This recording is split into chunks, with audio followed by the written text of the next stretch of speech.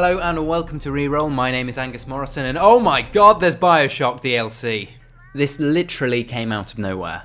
On July 30th, about lunchtime GMT, Bioshock Infinite's first piece of DLC, Clash in the Clouds, appeared. Just casually appeared on Steam. It is the first of 3 pieces of DLC, the others being a 2-part expansion titled Burial at Sea, which features Booker and Elizabeth placed in the watery setting of the original Bioshock. Clash in the Clouds offers something a little lighter. It's a collection of 4 wave-based arenas for you to battle your way through, completing additional blue ribbon challenges, improving your gear, and competing for high scores. It's safe to say then that it fulfills my first criterion for good DLC. It offers something that cannot be experienced in the base game, unless of course I missed the wave-based combat minigame woven into the original. So my next question has to be, do we want this? Combat has been repeatedly flagged up by critics as one of Bioshock Infinite's weakest elements, so the choice to single it out for its own DLC seems a peculiar one. I don't, however, subscribe to the idea that Bioshock's combat is weak in itself. Rather, it suffered from being shoehorned into a sweeping story for, well, something to do. Packaged as dedicated arenas gives the combat the chance to stand on its own 2 feet, and I'm here to ask whether it succeeds. You start with nothing. Weapons and vigors accrued in the base game do not carry over to Clash in the Clouds. On spawning into the Archaeological Society hub, you're presented with a pistol and 4 base vigors, namely Undertow, Devil's Kiss, Bucking Bronco, and Possession, and given access to the Ops Zeal, the first of Clash's 4 arenas. The logic behind the ill-equipped start is to build your arsenal between waves. Each enemy grants Silver Eagles, which can be expended on the standard vigor and weapon upgrades before progressing to the next challenge.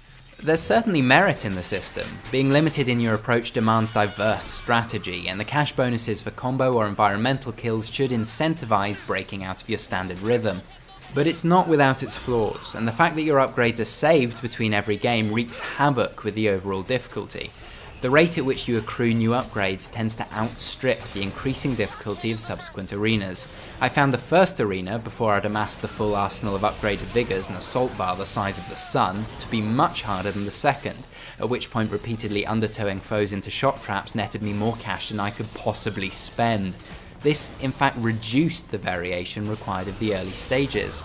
It's tempting to argue that upgrades should not have been cumulative. A streamlined system wherein fewer upgrades were reset between each game would have presented a much more reliable challenge than exists at present. For the completionist though, a second layer of difficulty is in place in the blue ribbon challenges, specific actions which can be performed on individual waves of a game. They range from the bafflingly simple, such as avoid taking damage for 30 seconds, to the devilishly hard, like defeat an enemy affected by Bucking Bronco with a possessed motorized Patriot. They are essentially achievements, and though they do add a fun twist to a wave, it's hard to know how driven people will be to attempt them. The reward for completing a blue ribbon challenge is a large cash bonus, but the base cash flow is already too high to be spent. Then there's the issue of score. Leaderboards are in place and blue ribbon challenges provide a big boost to your ranking, so if you're into score chasing, these make up the bulk of the game. But this has serious implications for the gameplay, because if you're not intent on setting a high score, death becomes meaningless. On each death you have the ability to start again from wave 1, or to forfeit your ranking and continue.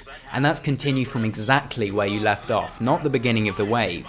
There's no financial penalty, and even falling off the arena will plop you straight back up again. It wildly reduces the skill and situational awareness needed to beat Clash's challenges.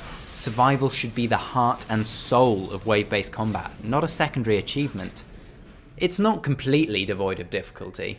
Levels which pit you against multiple handymen and patriots simultaneously require quick reflexes to get off the necessary hits, and in this respect the final arena, Emporia Arcade, picks up the slack considerably.